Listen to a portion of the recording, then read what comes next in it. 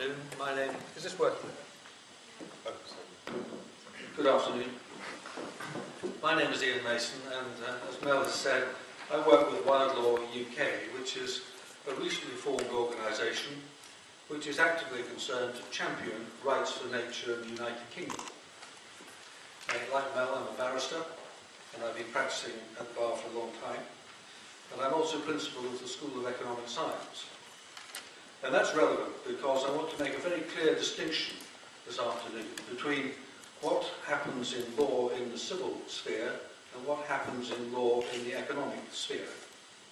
Because laws embody what countries and nations value. We embody our values in the laws that we make. And in the civil sphere, in this country and in many countries in the Western world, and I do stress in the Western world, we have placed a high value on certain freedoms.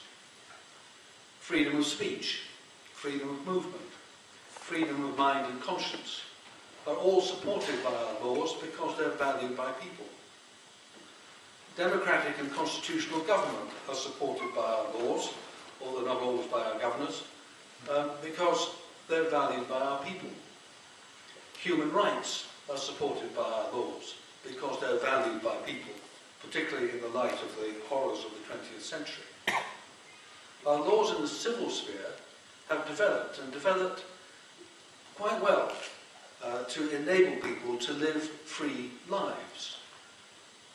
But in the economic sphere, the story is completely different. Over the last 200 or 300 years, two areas of economic law have made an immense difference to the way the global economy now works. The first is the field of property law.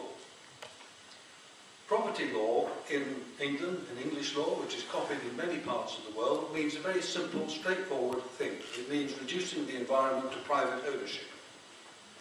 It means that a person or a corporation can own the environment. It's not just possession of a space for a time, it is complete, almost absolute ownership of a space for a time, and everything that goes with it. The power of the soil to bring seeds to birth is privately owned. The water that flows across the surface is privately owned. The trees, the views, the air even, is owned, and is accessible to those who are permitted graciously to occupy the land by the landowner. That's what private ownership of land has done. And in England, certainly, by the end of the 19th century, private ownership of land was such that the owner of land could do what they liked with the land with very little regard to anything else. And most of our environmental law that's developed in the 20th century has developed in reaction to that.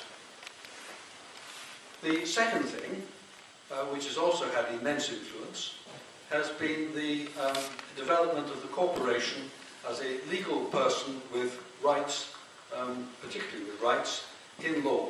It's recognised as a person that exists in law, and that gives it rights, including rights of ownership, which include rights of private ownership of land.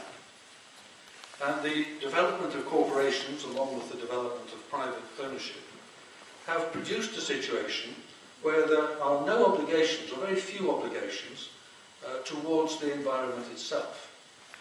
It's developed and institutionalized a system which allows the environment, the world we live in, everything we depend on, to be regarded as a private resource for entirely human purposes and without regard to anything else. The whole idea of Wildlaw is to redress that balance.